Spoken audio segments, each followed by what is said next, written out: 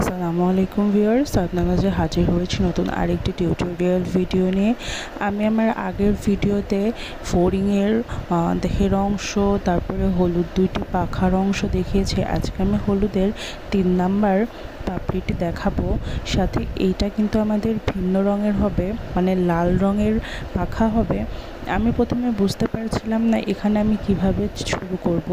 তারপরে আমি অনেক চিন্তা করে এই জিনিসটা করেছি আমার নিজের মাথা খাটিয়ে। আপনারাও চাইলে নতুন নতুন টিউটোরিয়াল ভিডিও মেক করতে পারবেন, কিন্তু একটু বুদ্ধি খাটিয়ে করলে যে কোনো ডিজাইনই আপনাদের জন্য খুবই সহজ হয়ে যাবে।